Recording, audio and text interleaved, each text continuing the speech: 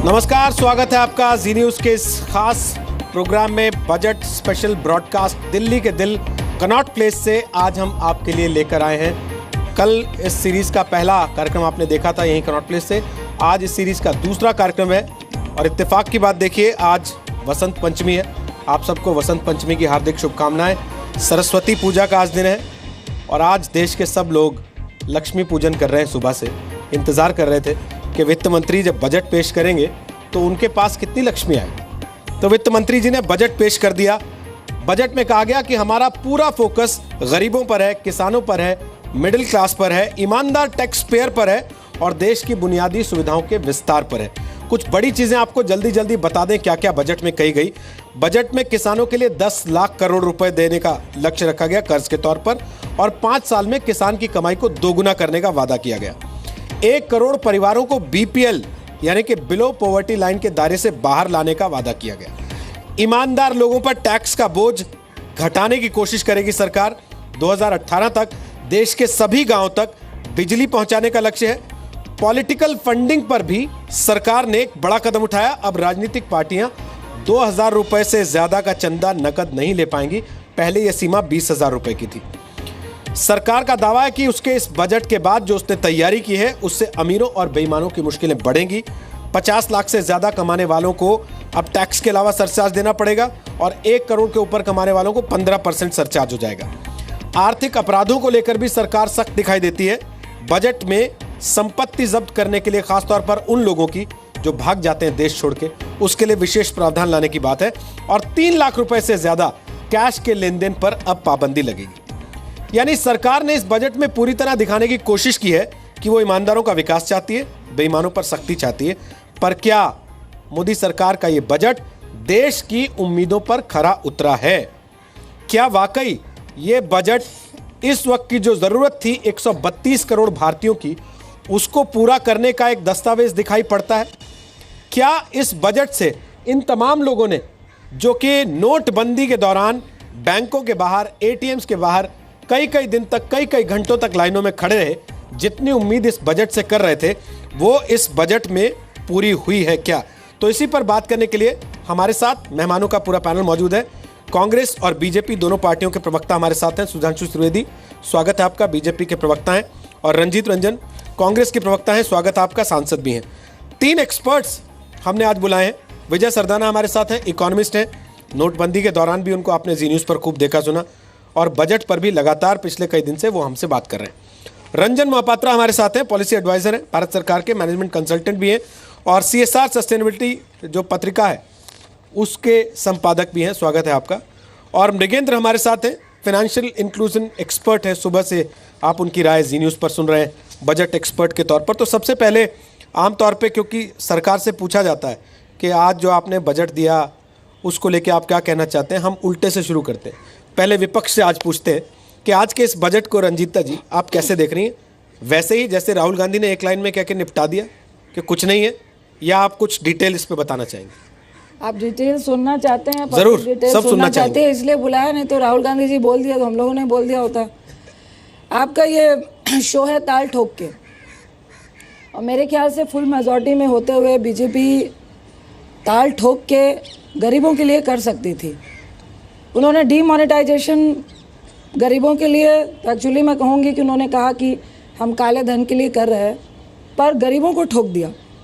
तो ये जो बजट है, देखिए अभी आज के बजट में नोटबंदी को लेकर सब लोग सीरियस थे। ये नहीं कि हम अपोजिशन है तो बोलेंगे। उनके जो एक्सपर्ट हैं, स्वामीनाथ जो आपके अरविंद उनके आर्थिक एक्सपर्ट है, और भी बहुत सारे एक्सपर्ट ने, और गवर्नमेंट ने भी माना कि 35% रोजगार इससे गिरा और कृषि का जो स्तर था उसकी जो आय थी गिरी, और जो इससे लाभ होना है उसका कोई स्पेसिफिक आंसर गवर्नमेंट नहीं दे पा रही है कि कितना हुआ और या कब तक होगा। तो सारे पब्लिक सुनना चाहता था, अपोजिशन भी सुनना चाहता था कि डीमोनेटाइजेशन का आखिर क्या फ़ायदा हुआ, अगर फ़ायदा हुआ तो वो पैसे कहाँ हैं, अगर वो पैसे हैं तो किस इंफ्रास्ट्रक्चर पे लगेंगे। तो ये कुछ भी हम लोग को उसमें नगन नज़र आया और ये एक बहुत गंभीर मसला था। अब आप कहोगे कि उन्होंने टैक्स इंजेक्शन की बात करी, मैं कहूँगी लॉलीपॉप पकड़ाने का काम किया। एक बहुत बड़ा भार उन लोगों को दिया जो ऑलरेडी टैक्स पे हैं। आप एक तरफ बोल रहे हो कि 5 करोड़ लोग ही टैक्स देते हैं, आपने 2.5 लाख जो टैक्स फ्री था हम लोग होप कर रहे थे, आप एक तरफ कह रहे हो कि बैंक में पैसे लोगों को जमा करने की आदत होनी चाहिए। तो अगर आप उसको 2.5 से 3.5 4 करते तो में भी लोग और अग्रसर होते। आपने क्या कहा, उसको 3 करा, 3 से 5 को 5% आपका टैक्स आपने डिवाइड दी। लेकिन जो मिडिल क्लास बेचारा, जो आप 50 लाख को बोल रहे हो बहुत अमीर है, 10 आदमी फैमिली में है, 5 लाख इनकम है महीने की, और बेटियों के भी लिए तिलक देना है, 2 बेटों को घर बना के देना है, मैं इसको बहुत अमीर नहीं कहती, ये एक स्तंभ है हमारी मिडिल क्लास पूरे देश का। अब आपको 15,000 करोड़ का नुकसान हो रहा है और आपने क्या किया, इधर से दिया इधर से लिया, 10% सरचार्ज लगा दिया उनके ऊपर, तो एक बार फिर मिडिल क्लास को दोबारा से ठोक दिया। तो मैं तो कहूँगी कि और फिर किसान जो इतना ज़्यादा त्राहिमाम ऑलरेडी था और त्राहिमाम आपने डिमोनेटाइजेशन से किया, अब लोग वेट कर रहे थे कि शायद एटलीस्ट महाराष्ट्र में, यूपी में, हरियाणा में, इवन इन बिहार, कि आप उनका ऋण माफ़ी करोगे, क्योंकि बहुत अच्छी खेती हुई, ना उपज का उनको पैसा मिला ना लागत का मिला, उसमें 60% भूमिका डिमोनेटाइजेशन ने भी निभाई, आप वहाँ भी फेलियर हुए। तो बाकी आप पूछिए, तो मैंने अपना नियत बताई कि अगर आप पूरा डिटेल डिस्कशन कर रहे हो, पूछ रहे हो, तो निश्चित तौर से मैं कहूँगी कि एक बहुत बड़ी अपॉर्चुनिटी थी गवर्नमेंट के पास कि वो बहुत अच्छा कर सकते थे। पॉलिटिकली भी अगर आप दिखाना चाहते, बेनिफिट उठाना चाहते, तब भी कर सकते थे, पर आपने बिल्कुल निल। और मैं कहूँगी कि ये आपने प्रैक्टिकली इस बात को लोगों को अनुभव करा दिया कि जो आपका अनुभव है बहुत ही लेस था और वो आपने इस बजट में शो। तो आप लोग तो खुश होंगे कि अब यूपी में वोट नहीं मिलेगा कम से कम इनको बजट की बात। ये पॉलिटिकल बात होगी, लेकिन रियली जो मिडिल क्लास को जितना ज़्यादा धक्का दिया है, फार्मर्स को जितना ज़्यादा धक्का दिया है, गरीबों को जितना ज़्यादा धक्का दिया है, जो छोटे छोटे उद्योग वाले हैं उनको जो धक्का दिया है, इसको आप पॉलिटिकली नहीं ले सकते। बजट पूरे देश के लिए होता है और आज हम लोग यहाँ पे डिस्कशन आप अच्छा कर रहे हैं, मैं अच्छा कर रही हूँ, अगर आंकड़ों और टेक्निकली और पॉइंट्स पे बात हो तो ये बजट फेलियर है। सुधांशु जी, देखिए ऐसा है कि जो इन्होंने कहा डिमोनेटाइजेशन या विमुद्रीकरण एक कोई अलग आइसोलेटेड इवेंट नहीं था, वो हमारी एक सोच का अंग है। हमारी और कांग्रेस पार्टी की एक सोच में अंतर है कि हम आर्थिक व्यवस्था में आमूलचूल परिवर्तन चाहते हैं और उस सोच में एक बड़ा परिवर्तन चाहते हैं। इसीलिए जैसे इनका ये कहना है कि 2.5 लाख की लिमिट आप बढ़ा के 3 या 3.5 लाख कर देते, हमने क्या किया कि टैक्स घटाया 5%। मेरे ख्याल से पूरे दुनिया में ये सबसे कम इनिशियल टैक्स स्लैब होगी। उससे क्या होता है कि जो लोग टैक्स पेयर नहीं हैं वो भी सोचता है, यानी अब 5 लाख रुपए तक की जिसकी आमदनी होगी वो अगर 80C में अपने सारे के सारे कंसेशंस मिला ले तो उसकी टैक्सेबल इनकम प्रैक्टिकली 50,000 रुपए आएगी, यानी 2,500 रुपए देके वो सारे टैक्स से मुक्ति पा सकता है। तो वो सोचेगा कि बेहतर है कि हम 2,500 रुपए देके अपने टैक्स से मुक्ति पा लें। परंतु अब जो सरचार्ज 10% की उन्होंने बात कही, अरे भाई सरकारी आंकड़ा है कि इस देश में 10 लाख से ऊपर की सालाना आमदनी वाले कितने लोग, 24 लाख। 50 लाख से ऊपर सालाना आमदनी वाले कितने, 1,72,000, यानी पूरे देश की जनसंख्या का 0.01%।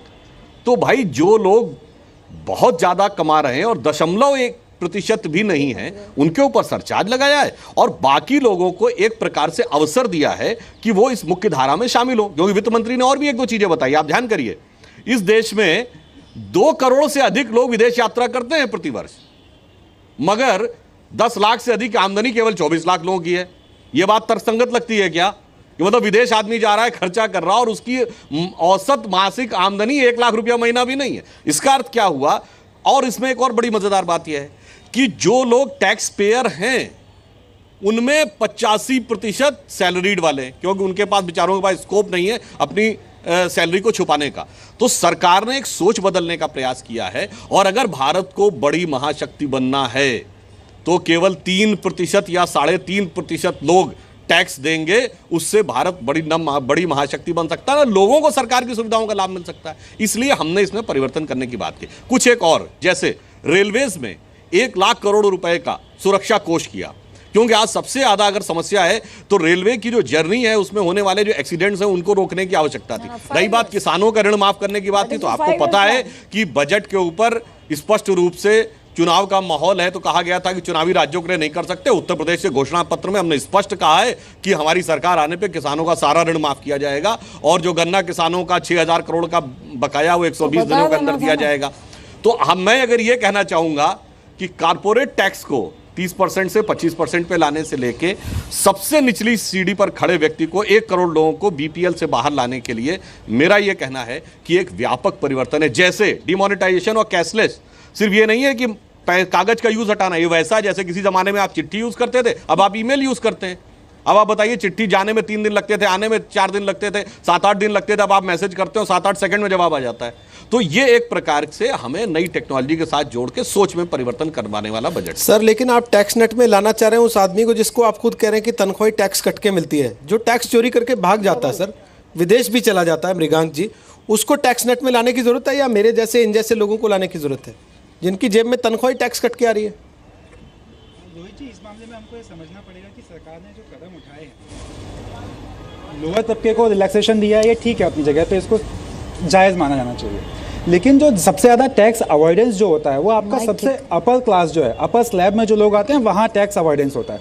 सुधांशु जी ने बहुत सही जो फैक्ट है वो कोट किया कि केवल 24 लाख लोग हैं जो 10 लाख से ज़्यादा इनकम डिक्लेयर करते हैं और 2 करोड़ लोग जो हैं वो विदेशों में यात्रा करते हैं। लेकिन जो 2 करोड़ लोग विदेशों में यात्रा कर रहे हैं वो 2.5 लाख से 5 लाख के स्लैब में नहीं आते, वो आते हैं आपके 30% के स्लैब में। तो हमको वहाँ पे भी कुछ टैक्सेशन में रियायत देके उनको एटलीस्ट इंस्पायर करना चाहिए था कि वो अपनी टैक्स इनकम को ज़्यादा से ज़्यादा डिक्लेयर करें। टैक्स अवॉइडेंस का हमेशा कुछ कॉस्ट होता है। अगर मैं 30% टैक्स पे करना है मुझे, वो बचाने के लिए मुझे 10-12% वैसे भी खर्च करना पड़ता है।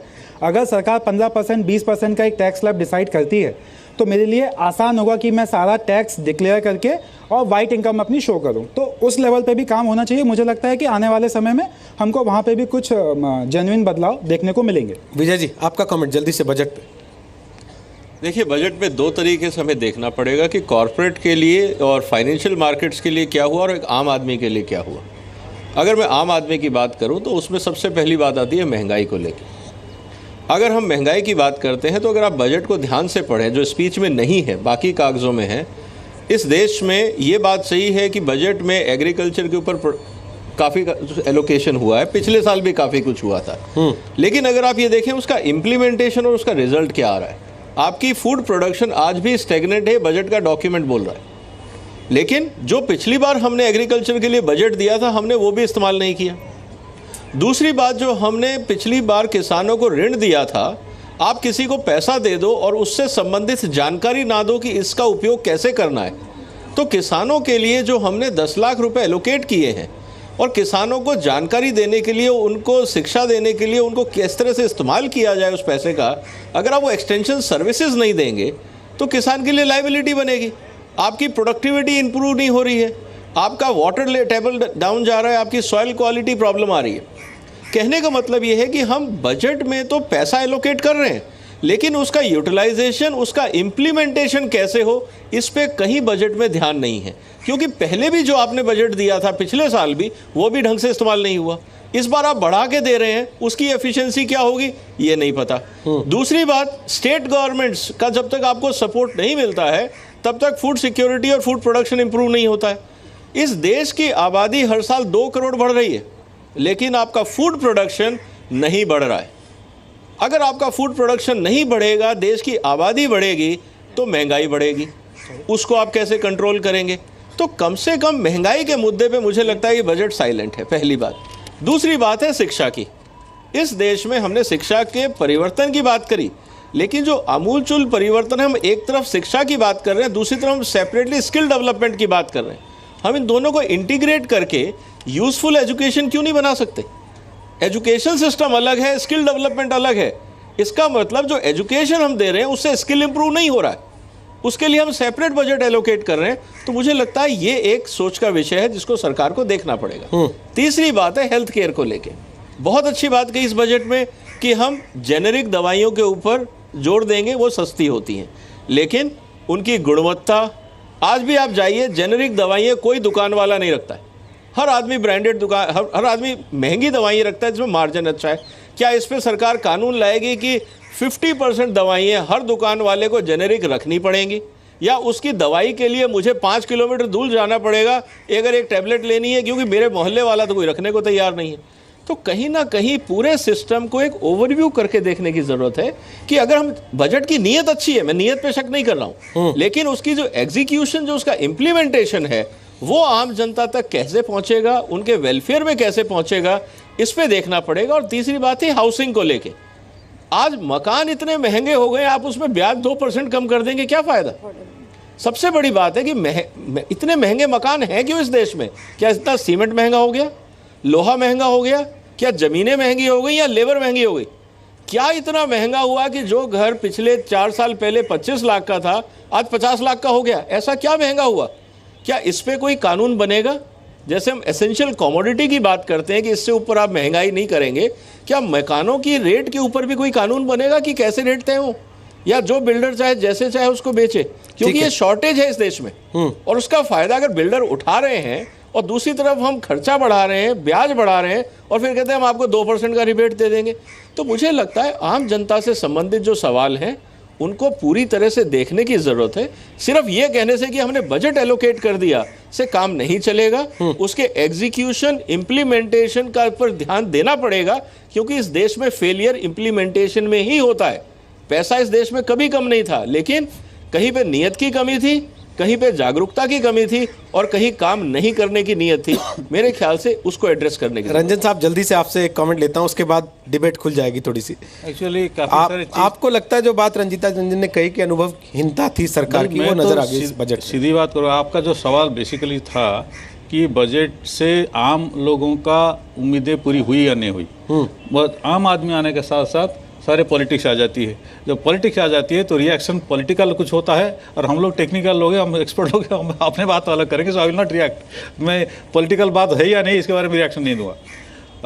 बजट क्या है, दैट्स फंडामेंटल क्वेश्चन। बजट नहीं है कि हर एक सालाना प्लान है किसको, हर किसी को खुश करने के लिए कुछ ना कुछ दिया जाए, वो है नहीं। बजट एक देश का विकास की जो कल्पना है सरकार की, इसको लॉन्ग टर्म प्रोसेस का एक साल का प्लान है, बट ये स्टैंड अलोन नहीं होता। इसका बैकग्राउंड कुछ होता है, आगे भी कुछ होता है। जैसे इन्होंने सही कहा कि लास्ट ईयर हुआ था, इसका क्या हुआ। इवन आई थिंक आप थे एक GTV प्रोग्राम में, लास्ट ईयर बजट में मैंने यही कहा था, मॉनिटरिंग हमारा देश का सबसे बड़ा कमजोरी है। प्लान होता है, फिर प्लान होता है, फिर प्लान होता है, फिर प्लान होता है। प्लान जो हुआ था लास्ट ईयर, इसका क्या हुआ किसी को पता नहीं। और हमारे देश का infrastructure for monitoring is poorest in the world. मैं प्लानिंग कमीशन के साथ बहुत सारे काम कर चुका हूँ। प्लानिंग कमीशन जो पहले अभी नीति आयोग हो गया है, इसकी जो मॉनिटरिंग डिपार्टमेंट है सबसे कमज़ोर है, था। आई डोंट थिंक ये अभी बढ़ा हुआ है। तो जब तक आप एक फ्रेमवर्क नहीं बनाएंगे, जो भी प्लान होता है इसका इम्प्लीमेंटेशन मॉनिटरिंग होगा। जब तक हम मॉनिटरिंग प्रोसेस का और इम्पैक्ट का नहीं करेंगे, तब तक बजट मेकिंग ऐसे ही हवा में चलता रहेगा। लोग टेम्पररी खुश हो जाएंगे या दुखी हो जाएंगे, मगर पैसा आएगा कागज़ में, मगर ग्राउंड में कुछ नहीं जाएगा। वो होता रहा है।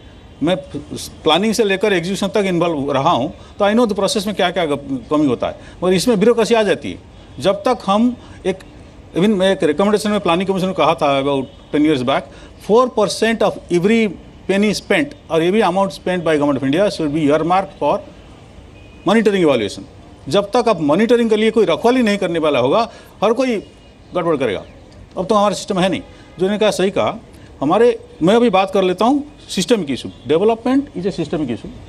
पॉलिटिकल पार्टीज अपना रोल करते हैं, अलग बात है, पर विकास की जो दिशा है, दिशा और दशा दो चीज़ मैं आमतौर पर कहता हूँ। जो ये सरकार जो दिशा दिया है, इसी के हिसाब से बजट बनी है, that I can say formally.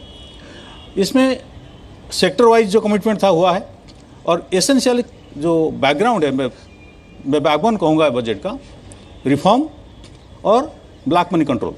Black money control के लिए जो नोटबंदी हुई थी, इसका कॉन्सिक्वेंस, इसका फॉलोअप वगैरह जो करना है, इसका ये भी झलक दिख रहा है। और रिफॉर्म के बारे में हर सेक्टर में कुछ ना कुछ काम हुआ है। मैं पॉजिटिव कुछ कहता हूँ, नेगेटिव में आऊँगा बाद में। पॉजिटिव में एजुकेशन के लिए first time I found innovation fund for secondary education. Innovation हमारे देश में सोच से निकल गया है। अब 0.8% इंडिया का R&D एंड इनोवेशन बजट है, जबकि एक छोटा सा कंट्री आई थिंक ताइवान जैसा, इसका 3% है बजट का, टोटल बजट का। No, where are you heading? India का टैलेंट जाके बाहर R&D करती है और इंडिया का अंदर नहीं होता।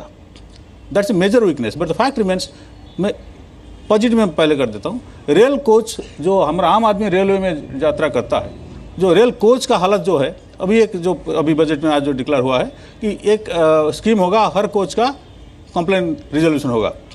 These are innovative ideas. Sir मैं थोड़ा रोक रहा हूँ, आपको लगता नहीं कि भाई जब हम लोग, मैं उधर भी बैठ जाऊँ और इधर बैठ के भी मैं उन्हीं की तरफ से पूछ रहा हूँ आपसे, हमारा अपना पेट भरा होगा तब तो हम ये सब सोचेंगे सर। ये सवाल बड़ा अपने लिए कुछ है नहीं, अपनी जेब में कुछ आ नहीं रहा, तो आप हमसे उम्मीद कर रहे हैं कि हम रिफॉर्म सोच लें, हम इनोवेशन सोच लें, हम इस चीज़ के लिए प्लान कर लें, उस चीज़ के लिए प्लान कर लें। सर अपने पास ही कुछ नहीं होगा तो कैसे प्लान कर लेंगे? एक बार देखिए, लोगों से मैं सीधे सवाल पूछता हूँ, आप लोग आज के बजट से खुश हैं? देखिए बड़ा मिक्स रिएक्शन है। मैं एक रिएक्शन देता हूँ, इसका रिएक्शन देता हूँ। अगर यही पॉपुलिस्ट होता तो सब लोग कह देते हाँ हम खुश हैं, भले ही 3 महीने बाद समझ में आता कि जेब में अपनी अब भी कुछ नहीं आने वाला है ना? तो वो आज समझ में आ रहा है। लेकिन सवाल ये है कि आपको लगता है कि इस बजट में आपको जो बात कही गई है कि रोजगार इतने क्रिएट होंगे, वो रोजगार मिलने की उम्मीद है? अब देखिए, मैं अभी बीच में चला जाऊंगा तो उसके बाद आपको कितनी डिसेंट की वॉइसेस सुनाई देंगी। मैं आपके पास आ रहा हूं, मुझे पता आप जवाब देना चाहते हैं। उसके पहले रंजीता जी बहुत देर से उंगली उठाए, वापस आ रहा हूं आपके पास। मैं सुधांशु जी अभी डिजिटल की बात कर रहे थे और रेलवे में 1 लाख करोड़ की बात कर रहे थे। एक तो वो 1 ईयर का नहीं है, 5 ईयर प्लान है। दूसरा क्या है, बहुत निराशा हुई कि जो सेफ्टी स्टाफ है अभी वैकेंट है 1.40 लाख, उसके बारे चर्चा करनी चाहिए थी गवर्नमेंट को, उसकी भी चर्चा नहीं की। आप डिजिटल कर रहे हैं, हम लोग को उम्मीद थी आप इतना डिजिटल की बातें कर रहे हो तो शायद बजट में आप बताएंगे कि आपका क्या प्लान है कि रूरल व्यक्ति को आप डिजिटल के बारे कैसे समझाएंगे। इवन यहाँ से भी बहुत लोग होंगे, अर्बन एरिया में भी होंगे जिनको डिजिटल पेमेंट करने नहीं आती। एक बात तो ये, दूसरा साइबर सिक्योरिटी के बारे गवर्नमेंट का क्या प्लान है? क्या गवर्नमेंट को ये नहीं मालूम है कि JP मॉर्गन जैसा बैंक 3 साल पहले 2000 करोड़ जो पर ईयर सिक्योरिटी पे खर्च करता है, उसका बैंक हैक हो गया, उसके सारे डेबिट और ATM हैक हो गए। हमारे यहाँ सुधांशु जी मालूम होगा शायद, साइबर कोर्ट में हमारे जज भी नहीं है। तो मेरे ख्याल से गवर्नमेंट को तो पहले सिक्योरिटी की बात करनी चाहिए। असली चीज तो आपने कही नहीं, राहुल गांधी का ट्विटर अकाउंट हैक हो गया था, उसके बाद आप लोग देखिए, हम लोग विश यही करते हैं कि जैसे अपोजिशन हमेशा किसी भी डिबेट में जाओ राहुल जी को जरूर याद करते हैं। GTV वाले राहुल जी को बहुत याद करते हैं। हम चाहते हैं आप याद नहीं करेंगे तो आप कहेंगे कि राहुल गांधी को पूछते नहीं है, इसको दिलाने का काम करें। नहीं कहेंगे तो आप कहेंगे मोदी मोदी करते हो, राहुल गांधी को पूछते नहीं हो। देखिए, एक बात का जरूर जवाब ठीक है, आपने साइबर सिक्योरिटी का सवाल उठाया, मैं 100% आपके साथ हूं और निश्चित तौर पे सरकार को इसकी जवाबदेही है कि इस देश में आम आदमी का मतलब जब मैं कह रहा हूं मेरे पिताजी, आज मैं कोशिश करूं कि वो डेबिट कार्ड लेके चले जाएं और दुकान से वो स्वाइप करके सामान खरीद ले, तो उनके मन में ये डर रहता है कहीं क्लोन तो नहीं कर लेगा, कहीं नंबर तो नोट नहीं कर लेगा, कहीं पिन तो ब्रेक नहीं कर लेगा। एक बात और जोड़ दूंगी, एक बात आप कह रहे हो आपके पिताजी जाते हैं, और आज जो जमाना है अगर पिताजी बीमार है वो अपने बेटे पे विश्वास नहीं करते हैं। रियल में बता रही हूँ, 50% नहीं करते होंगे। एक बेटा जाकर उनके सारे पैसे निकाल के चला गया और एक सपोज एक बीमार आदमी है, आप उसको कह रहे हो तो बीमार भी है तो खुद जा ATM में जाओ, अपना पेटीएम करो या जाकर कार्ड से ही आप अपना सामान खरीद सकते हैं। तो क्या उनके बारे में गवर्नमेंट ने कुछ भी नहीं सोचा? मैं उसी पे आ रहा हूँ, जो डिजिटाइजेशन की आप बात कर रहे हैं सर, कि डिजिटल इंडिया लेके आना चाहते हैं, उसका पूरा आपने मॉडल प्लान किया हुआ है। उसमें एक साइबर सिक्योरिटी बहुत बड़ा एस्पेक्ट है जो उन्होंने रेज किया। दूसरा सर, आपके पास नेटवर्क नहीं है, पेटीएम से पैसे देने के लिए आपने देखी होगी रिपोर्ट टीवी पे, दुकान की छत पे चढ़ के वो सीढ़ी पे लेके खड़ा है मोबाइल, तब नेटवर्क आता है तो उसको 5 रुपए की पेमेंट होती है सर। तो उस स्थिति में हम कैसे सपना देखेंगे? देखिए, ये जो बात आपने कही है सही मायने में गंभीर बात है। साइबर सिक्योरिटी को लेकर सरकार पूरी तरीके से सजग है। जैसे भी आपने बताया कि राहुल जी का ट्विटर अकाउंट हैक हो गया था, याद करिए पिछली गवर्नमेंट के समय में वित्त मंत्रालय के अंदर हैकिंग हो गई थी, साइबर स्नूपिंग हुई थी अमेरिका के द्वारा। तो इसलिए इस तरह की चीजों के ऊपर, मगर वो सरकार क्या क्या मेजर्स उठा रही है वो एक पब्लिक डिस्कोर्स में डिस्कस नहीं किया जा सकता, क्योंकि वो बहुत ही टेक्निकल एस्पेक्ट होता है। परंतु ये बात आपकी सही है। अब रही बात इसकी कि ब्रॉडबैंड की कनेक्टिविटी प्रॉपर होनी चाहिए ताकि कैशलेस इकोनॉमी में लोग इसको प्रयोग कर सकें। तो आपने देखा होगा कि इसमें भी वित्त मंत्री जी ने बोला है कि 1.5 लाख ग्राम पंचायतों को इस समय अगले 1 वर्ष के अंदर ब्रॉडबैंड से कनेक्ट करने का प्रयास करेंगे और जो हमारी ब्रॉडबैंड की जो स्ट्रेंथ है उसको भी बढ़ाया जा रहा है इस समय, इसीलिए ताकि इस प्रकार के ट्रांजैक्शन आसानी सर लेकिन बजट में उन्होंने मौका चूक दिया कि स्वाइप मशीन से जब आप कार्ड स्वाइप करते हैं उस पे से ट्रांजैक्शन चार्ज आज हटा रहे हैं हम। वो मौका था आज आपके पास, आप कर सकते थे। देखिए उसमें जो ट्रांजैक्शन चार्ज जाता है जिन जिन कंपनियों के पास, आप लोग ज्यादा बेहतर बता सकते होंगे, उसको एक बार एक मुश्त कुछ समय के लिए तो गवर्नमेंट रोक सकती है, पर उसको टोटली विड्रॉ करने के कुछ टेक्निकल प्रोसीजर्स हैं जिसको कि एकदम इमीडिएटली गवर्नमेंट नहीं कर सकती थी।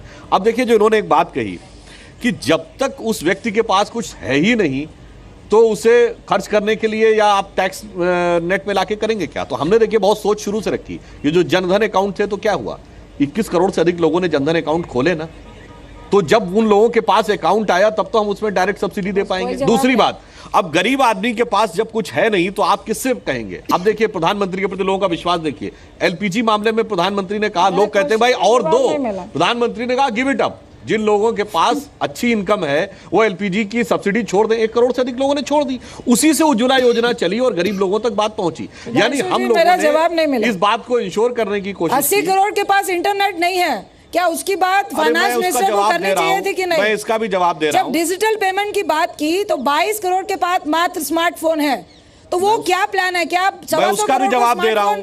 आज ये बताइए कि भारत में बात करेंगे तब पेटीएम की बात करेंगे ना, कि पहले दर्जी को बोलेंगे भैया जब भारत आज आईटी की सुपर पावर है या नहीं, बोलिए हाँ या ना। जबकि 30% लोग निरक्षर हैं।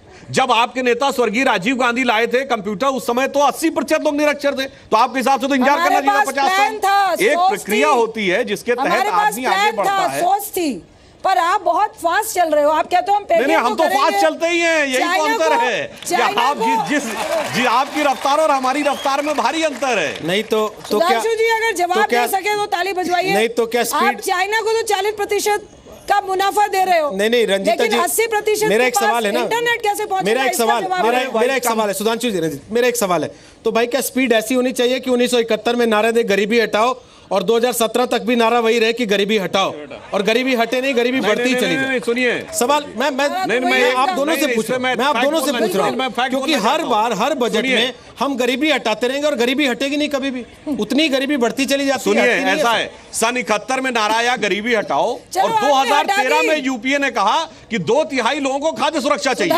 यानी इतनी शानदार गरीबी हटी कि 40 साल के बाद 2/3 लोगों को 2 जून का खाना नहीं मैसर था। सुधांशु जी आपने हटा दी, से तुलना करेंगे तो अंतर आप यही बताओ, आप 7 जून में हटाने वाले थे, आपने हटा दी क्या? एक चीज और, आपने गरीबी हटा दी क्या?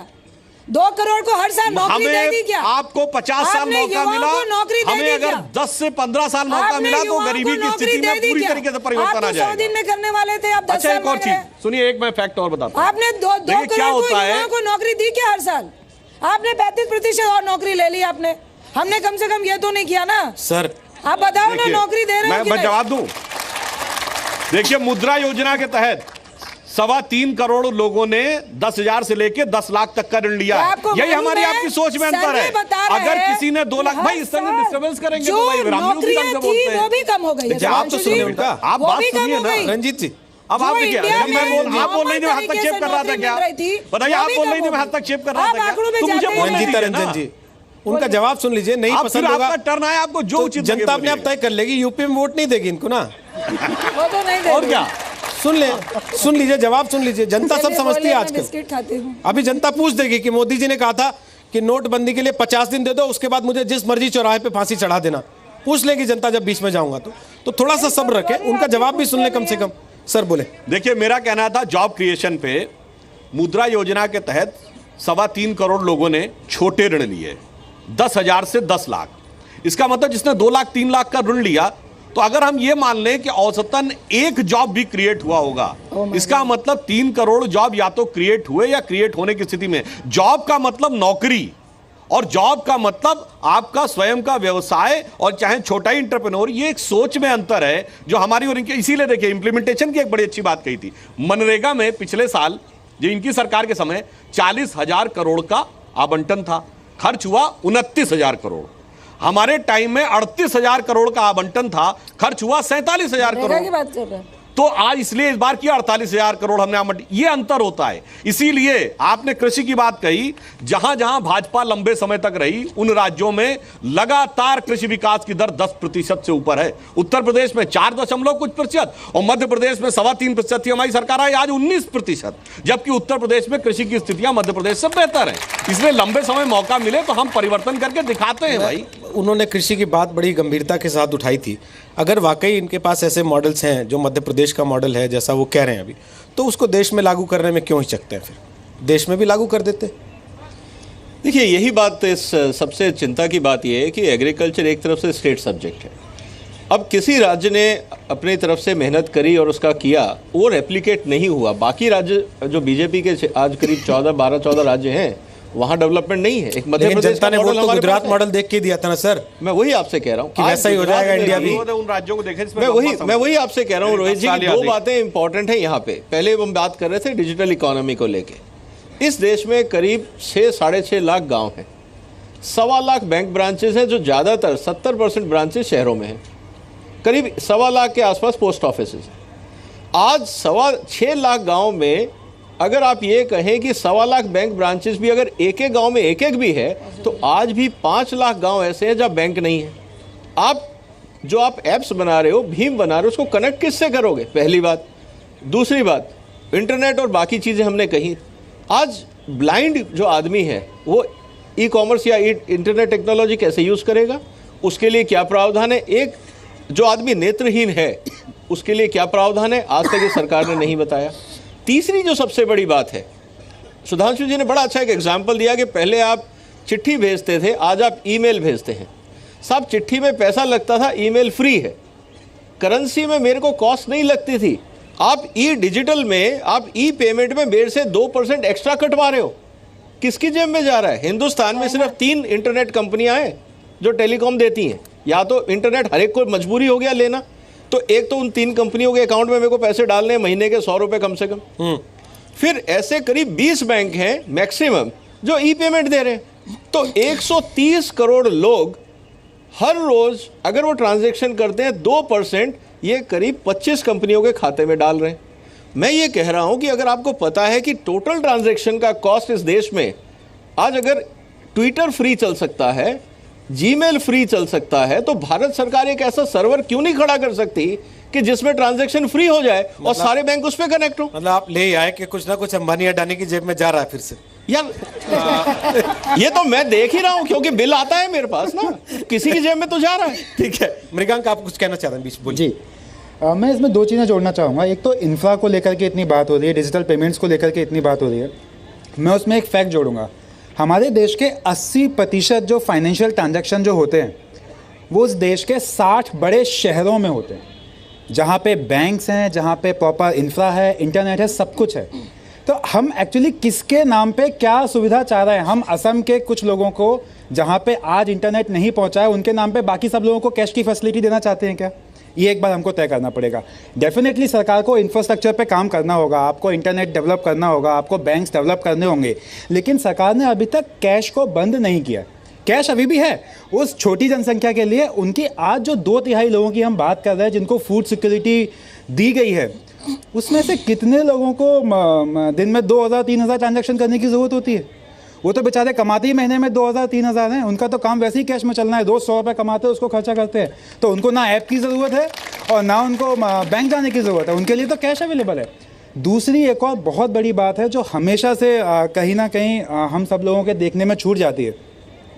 हम बार बार कहते हैं कि इस देश में केवल 3% लोग हैं जो टैक्स पेयर हैं। इस देश का टैक्स बेस जो है वो 3% है।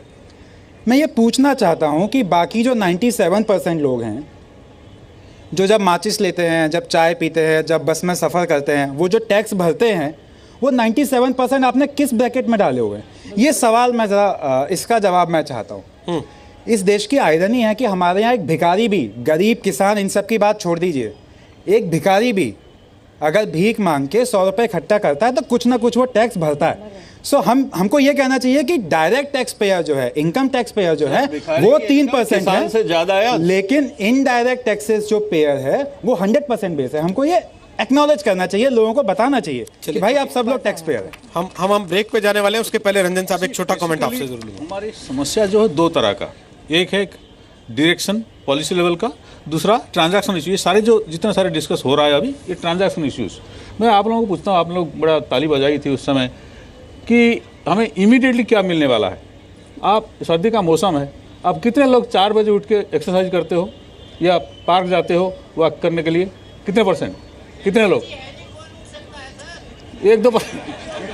चलो नहीं करते, 99% नहीं करते हैं। तो आप 1% में आएंगे, तो 99% नहीं करते हैं। आप 15-20 साल के बाद तबीयत खराब होगी, बीमारी होगी, हॉस्पिटल जाएंगे नहीं जाएंगे? जाना पड़ेगा। हमारा इकोनॉमी का हालत यही हुआ है, जबकि आपका 84% करेंसी ऐसे रास्ता खोल दिया, जो 1500 वाली ब्लैक इकोनॉमी दबाव डालता है सिस्टम पे। तो इसको करेक्शन करने के लिए हॉस्पिटल जाना चाहिए था, नहीं जाना चाहिए था? बात यहाँ हो रही है शॉर्ट टर्म फायदा, लॉन्ग टर्म फायदा का अंदर कनेक्शन। वो आमतौर पर आम आदमी नहीं समझ पाता। इसको देश का नायक जो है इसको समझना पड़ेगा, समझ के रास्ता बताएगा, नहीं तो नहीं हो पाएगा। नाउ लेकिन आपको आम आदमी को इमीडिएट प्रॉब्लम दिखाई पड़ेगा। हम नहीं कहेंगे हर आम आदमी बन जाएगा एक भविष्य दृष्टा या विजनरी आदमी। का प्लान बताएंगे ना क्या फायदा हो रहा है। एक minute, let me come two point. तो अभी जो स्थिति है देश का, जहां ब्लैक इकोनॉमी हावी हो पड़ा है, इसको अभी जब ठीक नहीं किया जाता और 5 साल का बाद में भी ये ठीक होने की कगार में नहीं होता, तो इसको ठीक करने के लिए जो सारे इनिशिएटिव लिया जा रहा है, एक रास्ते में ब्लैक मनी को कंट्रोल करना है, दूसरे विकास का गाड़ी चलानी है। और विकास की गाड़ी चलाना हो तो जो प्रक्रिया है इसको कैसे एम्पावरमेंट किया जाए। मैं एक चीज के दुखी हूँ, हमारे रिफॉर्म एफिशिएंसी का ऊपर जो स्पीड आना चाहिए तो वो नहीं दिख रहा है। आइडिया अच्छे हैं, जो इन्होंने सही कहा, द एफिशिएंसी ऑफ इम्प्लीमेंटेशन वो दिख नहीं रहा है। इसके लिए जो लगाम लगाना चाहिए घोड़े पे वो नहीं है, so that it is gone to under control, वो नहीं हो रहा है। There are many processes which could have been done. ये जो कुछ एग्जाम्पल है वो सही है, क्योंकि अर्बनाइज सिस्टम में हम खरे उतर जाएंगे, मगर रूरल सिस्टम में हमारा हालत क्या है? ये बात सारी चीज़ें सही है, मगर मैं इसको अभी अटैक नहीं कर रहा हूँ, क्योंकि पहले गाड़ी तो आ जाए, पटरी में आने के बाद कुछ इंप्रूवमेंट होते जाएंगे, मगर इसके लिए फीडबैक हमें देना जरूरी है। ये सर 32 महीने हो गए हैं, अब भी गाड़ी पटरी पे नहीं आएगी तो सर कब आएगी? नहीं, मैं एक प्रश्न और सर यूपी में जनता अगर पटरी से उतार देगी तो फिर तो कैसे ही आगे रास्ता बंद हो जाएगी। ये बात सही है। एक प्रश्न करूं आपसे, जहां सर मैडम छोटा सा एक ब्रेक लेना पड़ेगा, ब्रेक के बाद वापस आऊंगा तो आप ही से शुरू कर लूंगा, तब आप अपनी बात कहिएगा। जहां हर 6 महीने में कहीं ना कहीं चुनाव होता हो और नगर पालिका के, यूनिवर्सिटी छात्र संघ के चुनाव से लेके लोकसभा राज्यसभा के किसी उम्मीदवार के चुनाव तक ये तय होता हो कि मोदी लहर है या खत्म हो गई है, तो उसमें फिर आप विकास की गाड़ी को कितने दिन पटरी पर रख पाएंगे, वो भी हवा में चला के? ये बड़ा सवाल है। ये बात सही है। एक छोटा सा ब्रेक लेके वापस आ रहे हैं, कोशिश करेंगे बीच में, हालांकि बहुत सारे लोग हैं, सबके सवाल एड्रेस नहीं कर पाएंगे, लेकिन कोशिश करेंगे कुछ लोगों के सवाल भी अगर हम ले पाएं। ताल टॉक के स्पेशल एडिशन आप इस वक्त देख रहे हैं दिल्ली के दिल कनॉट प्लेस से। बजट से क्या मिला, और ये नोट का बजट है या वोट का बजट, आप कहें। फिर मैं भी सुधांशु जी से एक सवाल पूछना अभी ये ब्लैक मनी के बारे में बोल रहे थे रंजन महापात्रा जी कि ये ठीक हुआ, तो मेरा प्रश्न ये है कि ब्लैक मनी मैं भी मानती हूँ ये था, पर ये किस तरह का ब्लैक मनी था? इससे पहले स्विस बैंक में जो पड़ा हुआ ब्लैक मनी इंपॉर्टेंट था, एनपीए जो नॉन प्रॉफिटेबल एसेट्स जो 15 लाख करोड़ के करीब बैंक में पड़ा है वो जरूरी था, बेनामी संपत्ति का ब्लैक मनी जरूरी था, या आम आदमी का? मैं एक छोटा सा एग्जांपल दूंगी। आपकी भी वाइफ होगी घर में, वर्किंग होगी तब भी, हाउस वाइफ होगी तब भी आपकी भी होगी, वो आपके पैसे चुरा के रखती होगी। कल उनकी बेटी है, उनके भी किसी का बेटा है, उसकी मदर होगी। क्यों? घर में जब कोई विपत्ति आती है तो वो कहते हैं मेरे पास कैश है। तो क्या आज सब वॉसी वुमेन का, मेरे पास भी कुछ पर्सनल होगा, मैंने भी बैंक में डाला, हमारे बिहार में 12 लाख 20 लाख तिलक लगता है, तो क्या मोदी जी तिलक 20 लाख चेक में देंगे? मुझे ये बात मैंने सबसे पहले ट्वीट किया था कि ये जो स्त्री धन का क्या, जो बेटी का दहेज और जो ये घर में पड़ा हुआ होता है, तो ये ब्लैक मनी को आप चोर बता रहे हैं, ये बेईमानी का ब्लैक मनी था। दिल्ली के सीएम साहब पूछ रहे थे जूता चुराई के पैसे भी चेक से लेंगे क्या? यस बिल्कुल पूछना पड़ेगा कि यह एनपीए और बेनामी संपत्ति पर अटैक था। तो आप चुनाव तो जीत कर आए थे कि हम अकाउंट में 15 लाख डालेंगे स्विस बैंक से या एनपीए से, जो मालवीय को आपने लंदन भेज दिया, उसका अकेला 6000 करोड़ माफ कर दिया। यहाँ जो 2.5 लाख महिला जमा करके रखी थी उसको बोला आप तो चोर हैं, जाके बैंक में जमा कर दो। इसका जवाब मुझे लगता है सुधांशु जी को देना चाहिए। मुझे लगता है इसका जवाब सुधांशु जी को देना चाहिए। जिन लोगों को शादी में खर्चे की जरूरत थी, वो 2.5 लाख सरकार उनके प्रति पूरी तरह संवेदनशील है। पर दहेज में हजारों एकड़ की जमीन मिल गई हो जिन लोगों को, उनके प्रति सरकार बिल्कुल संवेदनशील नहीं। रेड्डी जी को क्या बोलेंगे? अब मैं दूसरा कहना चाहता हूं, विजय माल्या का आपने उदाहरण दिया, विजय माल्या का आपने उदाहरण दिया, तो अभी लेटेस्ट 2 दिन पहले यह तथ्य सामने आया है कि तत्कालीन प्रधानमंत्री मनमोहन सिंह जी के कार्यालय से विजय माल्या को और एक्स्ट्रा लोन देने के लिए कहा गया था। भाई पैसा कमाया आपके जमाने में, उसके बाद एनपीए हो गया और पैसा लिया आपके जमाने में। और सुनिए, हमारे जमाने में ईडी का केस हुआ तो हमारे जमाने में, उसकी संपत्ति कुर्की का आदेश हुआ तो हमारे जमाने में। और इस बजट में अभी कहा है वित्त मंत्री ने कि ऐसे जितने भी लोग जो ये सोचे कि देश के बाहर जाके वो सेफ हो गए, उनकी देश में स्थित सारी संपत्ति को कुर्क करने का अब एक नया नियम हम लाने जा रहे हैं। तो भाई ये तो आप जब आप कह रहे हैं स्विस बैंक की मनी का क्या हुआ इसका, तो इसको तो मैं ये कहूंगा जो लोग ले जाके धर दिए वो आज ये पूछ रहे हैं कि अभी इसमें नहीं किया गया, उसमें कम किया गया। मतलब इसे एक कहावत कहेंगे, इसे शब्दशः मत लीजिएगा, मैं किसी के प्रति शब्दशः मत लीजिएगा। एक कहावत है ना हिंदी में, उल्टा चोर कोतवाल को डांटे। तो मतलब ये वाली स्थिति तो आज हम आप हमसे पूछते हैं कि आपने ये किया ये नहीं किया, तो वो ऐसी हास्यास्पद स्थिति नजर आती है। अब देखिए, सर्वोच्च न्यायालय ने एसआईटी गठित की थी काले धन पर, और एसआईटी को 2 साल तक बनाया नहीं इन्होंने, इनकी सरकार रहते हुए हमारी सरकार ने आके बनाया। और अभी जो 3 लाख रुपए का कैश ट्रांजैक्शन की लिमिट बनाई ना, देखिए अरुण जी ने कहा कि 3 लाख से ऊपर अब कोई कैश ट्रांजैक्शन नहीं हो पाएगा। ये एसआईटी की रिकमेंडेशन थी, हमने माना। चुनाव आयोग की रिकमेंडेशन थी कि 20,000 की बजाय 2,000 रुपए सिर्फ पॉलिटिकल पार्टीज ले सकेंगी, हमने मान लिया। सर काला धन तो हमारे लिए जीजा जी की पिक्चर जैसा है जो आप चुनाव प्रचार में दिखाते हैं। जीजा जी की बात समझिए, हमको वो बिल्कुल आप सही कह रहे हैं, सर हम पिक्चर में देख पाएंगे, वो हमको असल में नहीं दिखेगा। कोई काले धन वाला असल में जेल में चला गया, या तो वो भजिया वाला काले धन वाला था, या एक और जो आदमी आपने पकड़ा, पूरे देश में 2 ही आदमी काले धन वाले थे मुझे लगता है। सर मैं अपना इन लोगों का सवाल पूछना चाहता हूँ जिन्होंने घंटे घंटे इतने लग के लाइन में पैसे निकाले, वो भी कभी 2,000 रुपये, कभी 4,000 रुपये।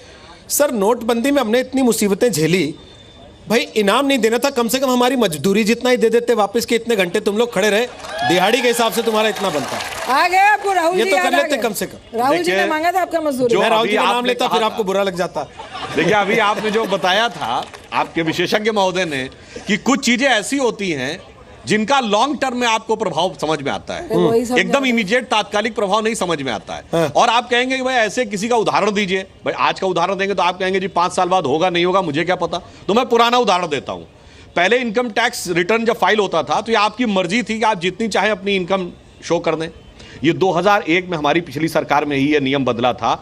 यदि आपने मकान खरीदा है, यदि आपने कार खरीदी है, यदि आप विदेश गए हैं, यदि आपने किसी क्लब की मेंबरशिप ली है, तो इनकम टैक्स फाइल करना ही पड़ेगा। तो ये जो 3.5% भी दिखा है ना, ये उसके बाद दिखा है, पहले तो 1% लोग भी नहीं करते थे। तो आपने कहा ना यदि हम उसको बड़ा करते हैं तो उस समय नहीं समझ में आया होगा क्या हो रहा है। अब समझ में आ रहा है कि किस ढंग से लोग आए, और कैशलेस इकोनॉमी की जो शुरुआत तब की, आने वाले कुछ वर्षों में समझ में आएगा कि किस प्रकार से देश की इकोनॉमी का इससे भला हो रहा है। आप नोटबंदी में बहुत पॉजिटिव थे, और बजट आते आते पता नहीं ये लोग डीरेल हो गए कि आप डीरेल हो गए।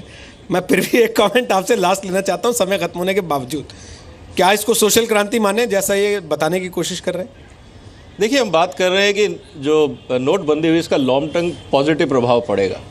जिन आदमियों की नौकरी गई, जो गरीब आदमी हैं, जो बीपीएल से नीचे परिवार हैं, उनको लॉन्ग टर्म क्या समझ में आएगा सर? उसको तो आज का खाना नहीं मिल रहा। समस्या ये है कि आप लॉन्ग टर्म किसके लिए और शॉर्ट टर्म किसके लिए, इसमें फ़र्क समझिए। जिस आदमी के पास आज रोजगार नहीं है, पैसा नहीं है, जिसका व्यापार बंद हो गया, उसको लॉन्ग टर्म समझ में नहीं आता। उसको तो रोज़ अपने बच्चे भूखे दिखते हैं, उसको आप कैसे संभावना देंगे कि वो लॉन्ग टर्म है? उसके लिए सरकार के पास क्या प्रोग्राम है? जिसके पास पैसा है, जिसकी फैक्ट्री है, ठीक है, थोड़ी सेल कम हुई, थोड़े समय बढ़ जाएगी, उसको समझ में आता है लॉन्ग टर्म। लेकिन आम आदमी जो बीपीएल फैमिली से नीचे है, बीपीएल लाइन से नीचे है, उनके लिए लॉन्ग टर्म का लॉजिक नहीं है साहब। हमें समझना पड़ेगा कि शॉर्ट टर्म के लिए समाज का क्या रिक्वायरमेंट है, लॉन्ग टर्म के लिए क्या है, और कौन हमारा टारगेट ऑडियंस है। हर बार ये कहना कि लॉन्ग टर्म में फायदा होगा, तो जिसकी नौकरी गई, जिसके पास आज इनकम नहीं है, उसको आप क्या देंगे लॉन्ग टर्म में? वो तो तब तक मर चुका होगा। ठीक है, कहने का मतलब ये है कि मुझे लगता है सरकार को थोड़ा सेंसिटिव होना चाहिए कि 35% इस देश में अनऑर्गेनाइज सेक्टर में रोजगार है। ऑर्गेनाइज सेक्टर में तो आपके सिर्फ 4 करोड़ रोजगार हैं 130 में से। 130 करोड़ में से सिर्फ 4 करोड़ रोजगार हैं जो ऑर्गेनाइज में है। 126 करोड़ लोग अपनी मेहनत से कमाते हैं जिसमें कोई तनख्वाह नहीं आती। अगर उनमें से 50% को अगर इनकम नहीं मिली तो आप समझिए इस देश की ट्रेजेडी क्या होगी। बहुत इन्होंने अच्छी बात कही, यही तो मैं याद दिलाना चाहता हूं। स्टैंड अप स्टार्टअप से लेके मुद्रा योजना तक क्या कहा। देखिए क्या होता था, किसी को एक सवाल दे, मुझे एक जवाब पूरे। जैसे 1 लाख रुपए का लोन चाहिए किसी चाट लगाने वाले को, उसके लिए वो 1 लाख का कोलेटरल नहीं था, या 50,000 रुपए उसे चाहिए, उसके बाद 50,000 का लोन नहीं मिल सकता था। ये हमने इसीलिए शुरू की, ये छोटा लोन बगैर किसी गारंटी के मिल सकेगा। तो उससे जो है, आपने खुद कहा कि अनऑर्गेनाइज सेक्टर में जो जॉब्स हैं, तो यहीं से तो एंटरप्रेन्योरशिप की शुरुआत हुई। आप छोटा लोन दे रहे हैं, आप समझिए इस बात को, आप लोन दे रहे हैं। मैं लास्ट में ये कहूंगा, 1 मिनट सर, मेरा लास्ट पॉइंट ये है, मुद्रा योजना की हकीकत ये है कि पुराने लोगों को ये कहा गया कि आप पैसा जमा कराओ, मुद्रा के अकाउंट में पैसा ले लो। बैंक्स ने ये किया है दिखाने के लिए कि इतना लोन दिया गया। हकीकत में अगर मुद्रा योजना से आप ये मुझे बताइए कितने नए एंटरप्राइज आए और कितने नए जॉब आए आउट ऑफ 130 करोड़ या जितने डिमोनेटाइज हुए। ये चिंता की बात है साहब। मुद्रा योजना is most of them is paper work. चलिए, इधर का अकाउंट उधर डाल दिया गया, ये है मुद्रा योजना। सर समय खत्म हो गया है, मैं चाहता था इस चर्चा को थोड़ा और आगे चलाते, लेकिन समय की पाबंदी है। अगर आप 10 सेकंड में क्या 10 सेकंड हो जाएगा। आप, मैं उम्मीद कर रहा था पिछली सरकार के हिसाब से आप कुछ बदलाव लाएंगे। एक इस मामले में सारे गवर्नमेंट आते हैं, एक स्कीम निकाल देते हैं। एक कैनाल का अंदर पानी जाता है, कैनाल टूटी हुई है, सही है, किसी को पता नहीं। ये बदलता रहा, स्कीम बदलता रहता है, मगर कैनाल कोई ठीक नहीं करता। मतलब गवर्नेंस सिस्टम, डिलीवरी सिस्टम को ठीक करने का जो अपॉर्चुनिटी मिली थी ये बजट में, ये हुई नहीं अच्छी तरह। ये जितने सारे सवाल आता है, ये सारे सवाल का एड्रेस वही कर पाता। इसीलिए हमारी सरकार, ये काम इकलौती सरकार है जो पिछली सरकारें कहती थी हमने इतने नियम बनाए। हमारी इकलौती सरकार है आजादी के बाद जिसने कहा 11,000 जो कि हमारे बेकार के नियम थे उनको रिडंडेंट नियम खत्म किया। सर, तो आपने कहा ना डिलीवरी सिस्टम को ठीक करने के लिए कितना कह रहे हैं। आपने कहा स्टैंड अप स्टार्टअप हम लेके आए, जनता के पास भी एक स्टैंड अप स्टार्टअप होता है। जनता के पास भी एक स्टैंड अप स्टार्टअप होता है, वो वोट के दिन तय कर लेती है किस सरकार को स्टैंड अप कहना है और किस सरकार को सिट डाउन करा देना है अगले दिन से कुर्सी पे। तो जनता के पास सबसे बड़ा हथियार वही होता है। अगर जनता इस बात में यकीन करती होगी कि वाकई ये सोशल क्रांति है, इसका रिजल्ट आने वाले 5-10 साल में मिलेगा और हम